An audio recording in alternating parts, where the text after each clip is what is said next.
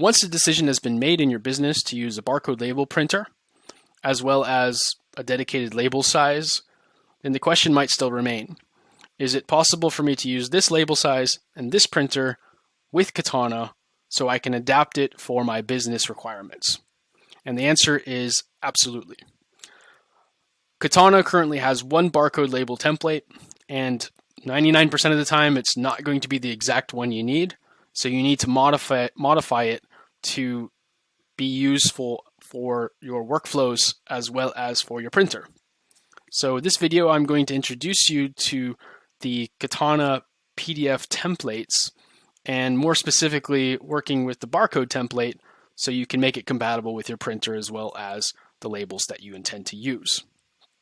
So as a starting point, even though there is another tutorial series dedicated to the PDF editor, I'm going to give a small introduction to it in this video so you have a clear understanding of what it is, since it's an absolute must and a necessity to make this work for your printing of barcodes. So in your settings screen, you'll find print templates as an option here. And on this, even though it has been previously mentioned, you'll find that there is a dedicated PDF template available for all of the different types of documents that Katana generates. For example, sales orders, you can have a request for quotation template, for example, which will pull data from Katana and put it into a nice, beautiful format with your company logo and things of that nature on it. So you can make customized template documents for that purpose, but you can also do that for your barcodes and your barcode printer. So to show you a bit more detail about how this works, we're actually going to solve a very specific problem in our Katana account, which is related to our barcode labels. So one of the first things that I have made a decision with my business is I'm using this type of barcode label, which is a certain size. The size of this barcode label is a 6 centimeter by 6 centimeter. And it is a little bit different than what the Katana default barcode label currently is set up as. So I need to make sure that I can get the template set up to make this the correct size so it's compatible with my printer that's making it. So that would be the first thing that we need to solve. The second thing I want to solve is that the Katana default barcode label only provides a little bit of information. It only provides one barcode on it. And well, since some of the items in my inventory that I buy from a supplier are also batch trackable, I might actually intend to print a batch barcode along with the internal barcode too. So I would want to get two barcodes on one sticker if it's possible, meaning I would have the internal barcode, which is for the lookup, and then I would have the batch barcode, which is used for batch tracking on my manufacturing floor. Two things that we need to solve. So how do we do it in Katana? Well, first off, small introduction to how these templates work is these are available on the print menu. So currently I have three options. If I go to the buy screen, I open up a purchase order like this one, for example. I choose the print option, then you'll see purchase order, request for quote, barcode label.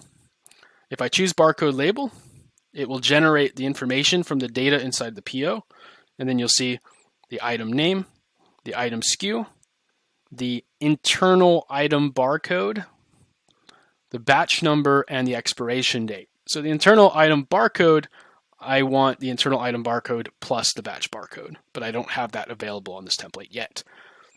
So looking at the information, you'll see that 10077 is the internal barcode.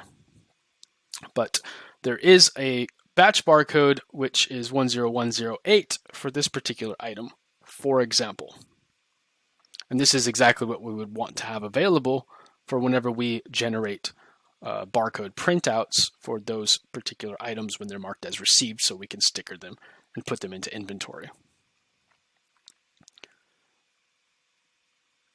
Now on the print template screen, you will see a couple of ways in which you can add a dedicated template for that document type.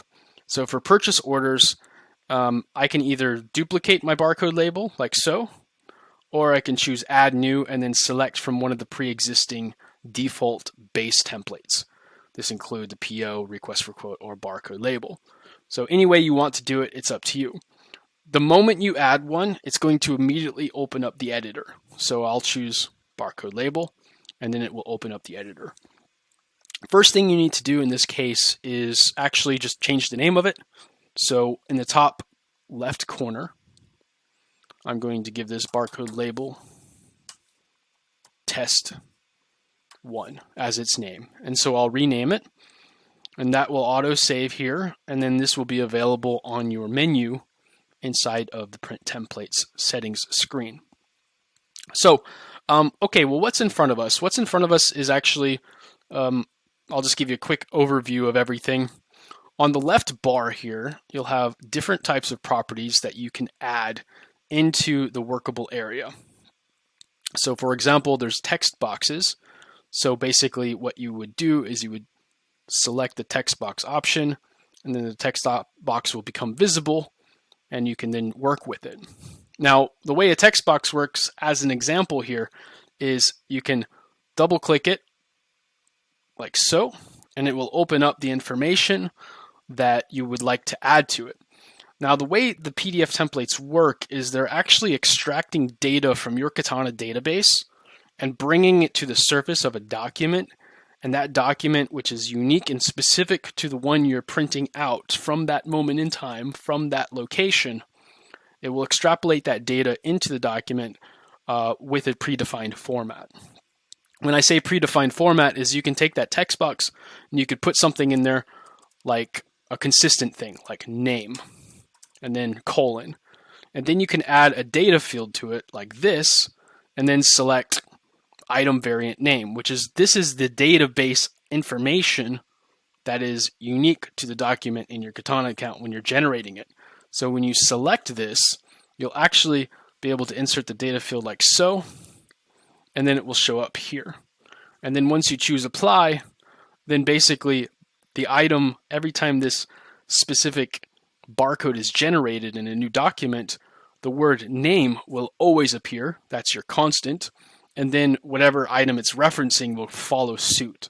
So if it's one specific item name on line number 2 of a purchase order, for example, it will pull up on that field. So that kind of just gives you an overview of how that looks when it comes to adding information to it. So what else is there available in here? Well, you can add tables. You can add additional containers. Containers is basically an area where you're going to be adding some of these content-related things. You can add barcodes, and we're going to actually do that when we start modifying this. You can add QR codes, images, so this works great if you're putting in logos, for example. You can put in headers and footers. This is more useful for documents. Some shapes and lines, page numbers if it applies, and also some symbols. Up here in the top menu, of course, you have some of your general formatting. So for example, if you want to make the content in one of those text boxes be bold every time it shows up, I think, for example, expiration date is listed in bold. You can also align it as required for your general needs.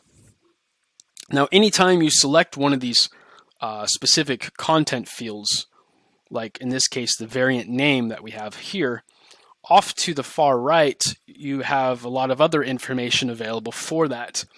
You can basically take a pre-existing content field and add additional data to it if you'd like. So you can open that up and look for all of the reference data in your entire Katana account. The possibilities are actually endless to what you can add here, so we won't go into too much detail. Depending on your use case, there's a variety of things that you can do with the data that's available. But basically, it's selecting something and then adding it as an additional content item, which will be referenced from the database through the API anytime you generate a document with this particular template. You also have the formatting information here, which will show you some of the information respective to the data that's inside of that content field. And then there's a few of the additional advanced settings. Can't say much about that because I don't know too much about that, but if you're into more of the technical side, then you can play around with some of these functions too. But let's go ahead and show you how it works when we're starting to mess about with how the information is formatted in here.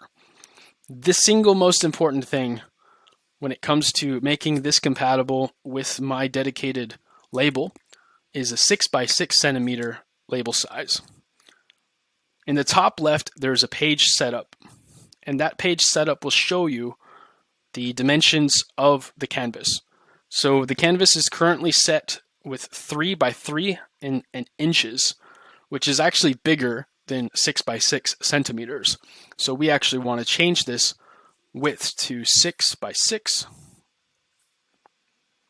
and then adjust it to centimeters. And then the white space will actually shrink as a result of that.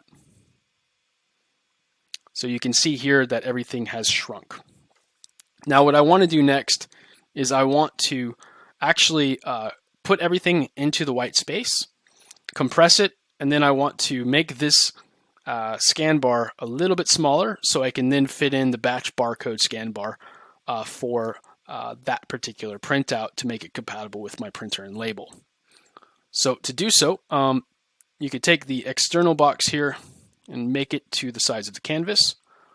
You can then move your own boxes like so inside of it to get them to the correct size.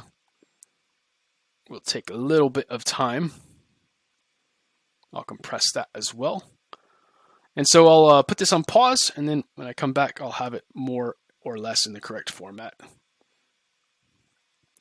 Okay, so here we are. We're looking pretty good now. Everything is quite compacted, so I've made the internal barcode smaller here. So this is the item reference. Now what I want to do next is actually add an additional barcode, and this barcode will be my batch barcode. So for example, we could choose the barcode option here on the left. And this will add the barcode inside of the container, which I can then adjust as needed. So it'll look like so. And when I select it,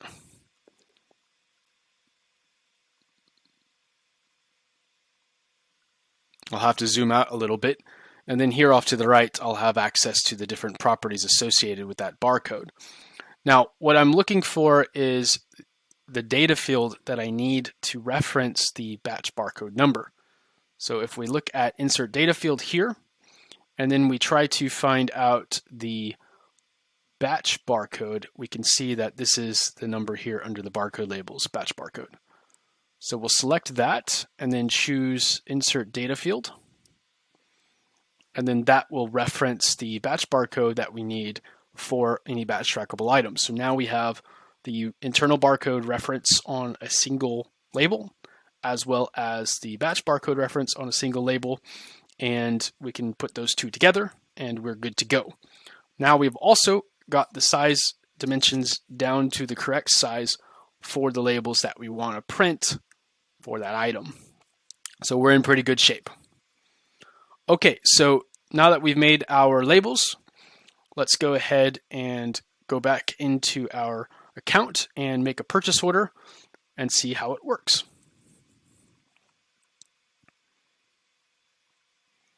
The first thing we need to do is on our purchase order templates is you'll see that the template we just made is currently grayed out, so we need to make it visible. So this will make it available under the print menu when we're opening it up from a purchase order. All right, so the next step is to check it out and see if it works. And on the buy screen, we'll open up one of our POs, PO 23, which has a batch trackable item. So just to kind of get an idea here, there's an internal barcode for the received goods, and there are also a batch barcode for this batch number. There is no expiration date. So when we generate the printout, we'll go to barcode label test 1 right here, and this will open it up for us, and you can see that the name, the SKU, the internal barcode number, and the batch barcode number are all here. So this looks good. The batch number itself and the expiry date, there is no expiry date. Now, what I wanted to show you is how the text that we could put there is by itself always going to be there. The word expire is always there, but then the reference information will be there whenever it's made available from the database. Otherwise, it will be blank. So just as an example here, let's go ahead and take a look at batch number 6 from our stock screen. And what I want to do is add an expiration date to it to make that information available for whenever we generate that. So batch 006 will, believe here, sorry, it's bean 6, I think, yeah, 10108, this is the one here. We'll put an expiration date of, let's say, next week, and then so that should now become available on the buy screen for that item. Okay, so there it is, expiration date like so. And so this time when we generate the barcode label, you'll then see it looks like that with the expiry date listed here. Okay, what else is there to kind of talk about here with respect to the label? The label dimensions are correct, so this should not be a problem. The next thing that would be important is to make sure that the settings for your printer are set up correctly. And if you do come across issues with this, a lot of the time it will be printer specific, so make sure that you've got your drivers installed and all that good stuff. When we go to print it out, it'll look kind of like this. My margins are a little off because I didn't make it 100% perfect, but you get the point. You can go in and modify that later if required. But in the Zebra printer that I'm using, there are additional settings down here below.